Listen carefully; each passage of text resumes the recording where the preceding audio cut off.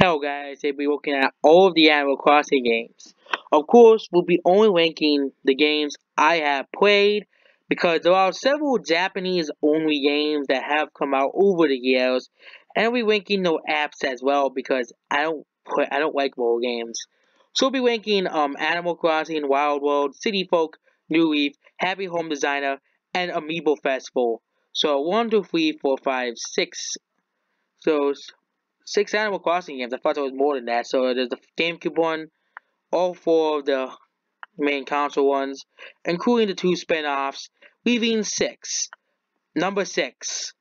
You saw this one coming, Amiibo Festival. Easily the worst Animal Crossing game. Um, Animal Crossing Amiibo Festival sacrifices the gameplay, the core gameplay of Animal Crossing, for a Mario Party-esque game.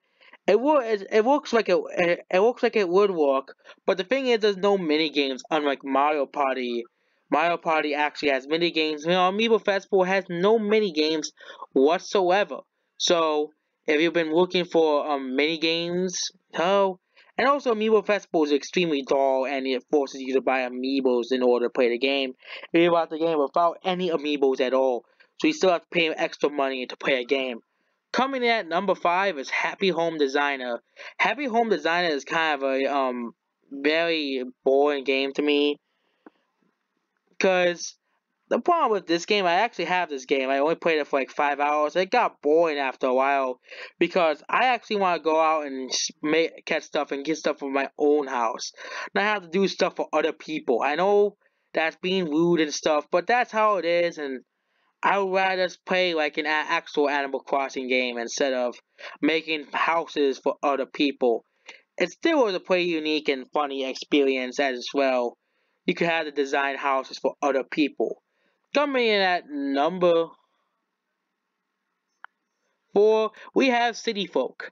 City Folk is easily the worst of the main Animal Crossing series, and it's okay. Like Happy Home Designer. Animal Crossing City Folk, and no, it's not because of motion controls. It's because it doesn't feel like the rest of the Animal Crossing games at all.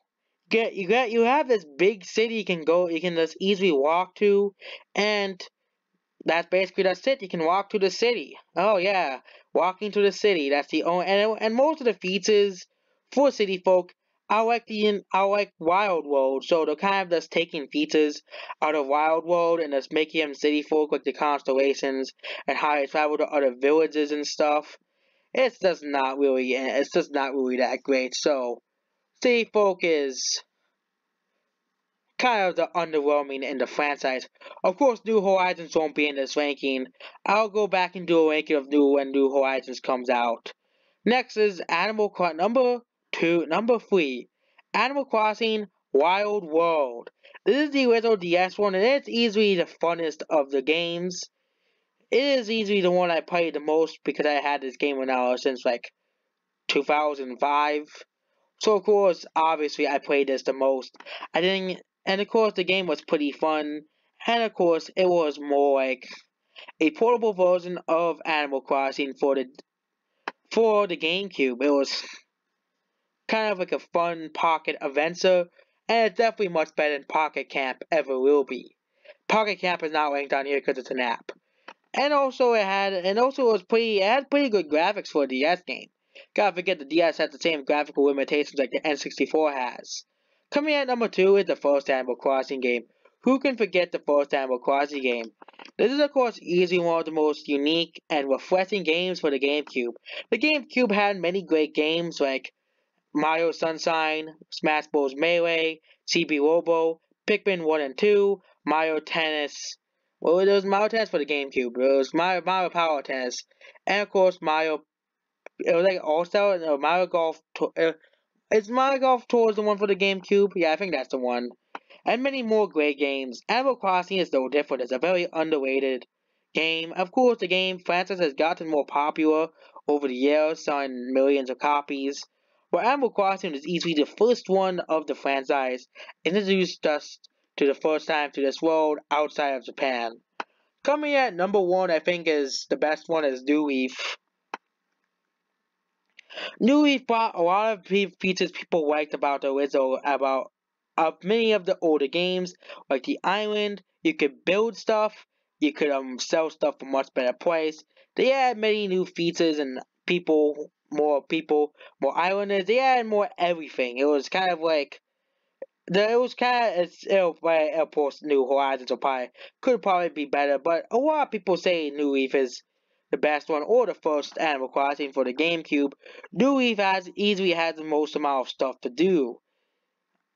And that's basically it. There's a lot of stuff, a lot of customization you can do.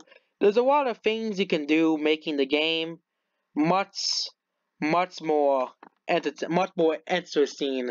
And the islanders in village, not islanders, villagers, your villagers in your game make the game much more better as well. It's also easily one of the best 3DS games by far ever made. And that's basically it. This is every Animal Crossing game, excluding the Japanese ones and Pocket Camp, because Pocket Camp is terrible to begin with, because it's a mobile game and mobile games are bad. And the Japanese ones because I don't know how to get I don't know how to get the Japanese versions. And also the N64 Animal Crossing game is basically the same game as the GameCube one to begin. And also these two games, and also the Animal Crossing game for the N64 is basically the first game with less content. Same thing with those three. Same thing with this game. It's just this game with e-reader content and more bugs and stuff, and more bugs and fists. So that's every single Animal Crossing link except for New Horizons, which is not out yet. You see the date here, it's 2019. And Pocket Camp, because Pocket Camp would be last at this place. Would be second to last, only behind Amiibo Festival. And that's basically it.